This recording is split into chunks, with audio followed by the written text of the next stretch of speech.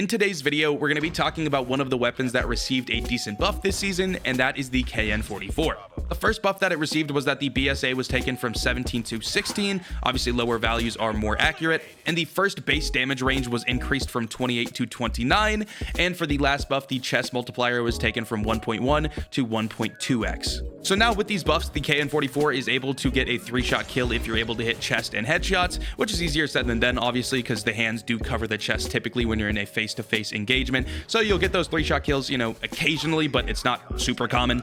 But I do still think that these buffs took the KN-44 from being what was already a very underrated gun to being now a still underrated gun, but arguably a top 5 gun that is very competitive with the Krig. And I'm going to go ahead and talk about exactly how it does compared to the Krig-6, because obviously the Krig-6 is pretty widely accepted as the best gun in the game and obviously the best AR inside of the game. But again, I think statistically it can actually be better for certain players, depending on whether or not they're able to kind of deal with the negatives of the weapon. So I'm actually going to be taking my KN-44 build, which I'll put on the screen right now, and I'm going to be comparing it to one of the most popular Krig-6 builds, and we're going to be looking at the statistical differences to see how the KN-44 is better, and then how the Krig-6 is better, and then where they're kind of similar. So again, with these stats that I'm going to be telling you guys, just keep in mind that it is the stats of these two builds. So with that being said, let's go ahead and talk about how the KN-44 is stronger than the Krig-6. Starting with the accuracy, the KN-44 does have 12% less max BSA, so 12% more accurate, essentially, with its max bullet spread. The next one is that it also has 60% less initial bullet spread accuracy, so just overall, the KN-44 has a better bullet spread accuracy than the Krig-6. After that, in terms of mobility, the KN has 4% faster movement speed, 4% faster sprint speed, and 10% faster ADS movement speed, which is really good if you're a person that does strafe a lot.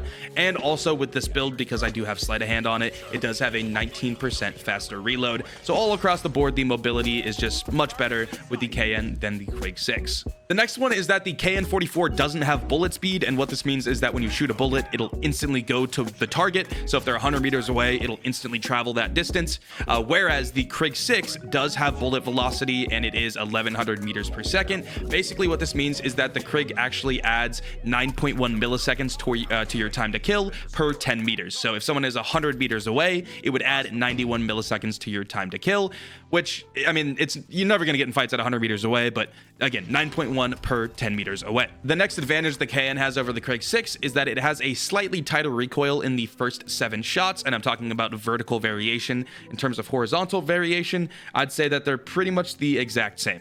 Again, that's within the first 7 shots. When we start talking about the Krig, I'll talk about where the Krig is better after the 7 shots. Next up is that the KN-44 has a 60% further 3-shot range. Now, again, it is really hard to 3-shot with this weapon, and it's especially hard when you get at those further ranges, because most of the time if someone has their hands up, it's going to cover their chest, so you're going to be getting the multipliers for the hands and not the chest. But again, that is something to note, that the 3-shot range is much further, and if you're shooting someone like in the back, it's pretty easy to hit those chest shots, quote unquote. But chest shots and back shots are the exact same thing. But what this means is that the KN-44 is an amazing flanking weapon, because if you're able to get behind people, again, you're able to get those 3 shots to the back very, very easily. After that, the KN-44 is actually easier to 4-shot between 31 meters and 50 meters, and that's because it does have a 1.1x multiplier on the arms, whereas the Krig-6 only has a 1 multiplier. So when you're hitting arms, you're not contributing towards getting a 4-shot kill, but with the KN-44, you are. Also, at most ranges, the KN-44 will be killing a little bit faster due to the Krig having bullet velocity. KN-44, again, does not, so as you get at further ranges, your shots, again, just instantly go the distance, whereas the Krig has that extra time to kill added onto it because of the bullet travel time. And then for our last advantage of the KN, we have a 40 millisecond faster sprint to fire speed. This doesn't really matter if you're a player that has good movement and you're sliding before you ADS or jumping or whatever, because you can actually cancel your sprint to fire time by doing that.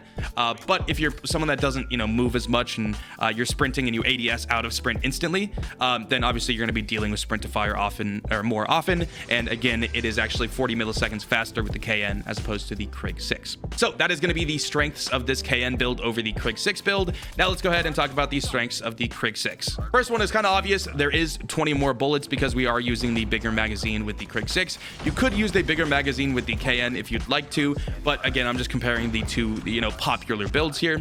So in this case, 20 more bullets with the Krig-6, which does come in handy pretty often. I'm not gonna lie. If you're not very disciplined with the reload, then that 20 extra bullets does help quite a bit. The next one is probably one of the biggest ones, especially when you're playing in higher ranks, and that is that the Krig-6 has 30% less hit flinch. Now, obviously, you can put on toughness with the KN to reduce your hit flinch by 60%, but then you're sacrificing using whatever green perk you typically would be using. But to be honest, green perks aren't super important. I mean, there's like Quick Fix. If you're playing AR, I mean, Quick Fix or Ghost is pretty much all you'd be using. Maybe Vulture if you're trying to nuke. But yeah, 30% less hit flinch is going to make it a lot easier to take face-to-face gunfights, especially at those longer ranges, because you're not going to be having to deal with your gun kicking up as you're getting shot. It really depends on how often that does happen to you, and that's going to depend on your positioning skills, how fast you are to ADS and pre-aim at people and all that, and what rank you're playing at and how good your opponents are. But if you notice that you're always dealing with hit flinch, again, with the Krig-6, it is very low. Next up is that the 8th bullet and on are easier to control on the Krig-6. Most notably, I'd say bullets 8 to 10-ish. The KN does have this really weird jerk in the recoil pattern that can be really annoying to deal with at times. And again, the Krig-6 recoil is much smoother, so you're not going to notice any kind of jerkiness. And that is actually one of the biggest things about the KN. And it also relates to the hit flinch. The Krig-6 just overall, when you're getting into the 8th bullet and beyond phase, you're going to have a lot more problems with the KN than the Krig-6. So when playing with the KN, something that's pretty important is kind of pre-aiming and making sure you're shooting your shots when you're on target and not shooting and then like dragging your aim onto people. Because if you're doing that, you've already shot 5 shots by the time you're even on target, and then you're going to experience that aim jerk from, again, shots like 7, 8, 9 or whatever. So if you're playing the KN properly, this isn't too much of a problem. Typically, if you're playing very aggressive, it's also not really a problem. But again, if you're playing more passive, you got to make sure you're shooting when you're on target and not transferring your aim. Another statistical benefit of the Krig-6 build is that it is a little faster with its 3-shot time to kill under 10 meters. And the reason I'm saying under 10 meters is because, again, there is that bullet velocity, but bullet velocity really doesn't matter if you're super close. So the time to kill will be just a few milliseconds faster under 10 meters if you're getting those 3-shot kills. And 4-shot kills, obviously, but I wanted to highlight the 3-shot kills. Then the next benefit is that from 50 meters and beyond, you actually get a guaranteed 5-shot on anywhere on the body. But I will say with the KN, it's pretty much guaranteed a 5-shot as well. There's a very slim chance you actually end up getting a 6-shot kill. You'd have to be aiming for their toes to be getting a 6-shot kill. The next benefit is that this build does have a 15 millisecond faster ADS speed, which is less than 1 frame at 60 frames per second. So really not that big of a difference when it comes to ADS speed, but it is there. Then our final benefit is that obviously the Krig-6 does have a 4% faster rate of fire, which makes missing shots slightly less punishing. But I mean, when we're talking about a 4% difference in rate of fire, it's basically nothing. But again, I thought I'd mention it because it is still a benefit of the Krig-6. And if you don't understand what I mean by that, basically if you have a gun that shoots really slow, it's really punishing when you miss shots because there's so much more time in between your shots. Whereas guns that shoot super fast, you can spray and pray. And so that does matter when you're, looking at slower firing versus faster firing weapons, but these two are basically identical. Krig is just 4% faster. So that is the benefits of the Krig-6. Now let's talk about what's the same. What's the same is that they actually have equal 3-shot hitboxes. So for both of these weapons, you do have to be hitting the chest or the head to get a 3-shot kill within their, their 3-shot ranges, which again is much further with the KN. And also, again, it is quite hard with both of these weapons because typically players will have their hands up covering their chest. So hitting those chest shots can be quite difficult in face-to-face gunfights. Also, both of these weapons have the same wall penetration, so when you're shooting through walls and all that, it's going to be the same. And then also they have the exact same hipfire spread. So that is pretty much the breakdown of these two weapons. Again, I played 6 games with each of these weapons on stream in Legendary Ranked, and I'll go ahead and let you guys know exactly what I came out with in terms of total kills and KD.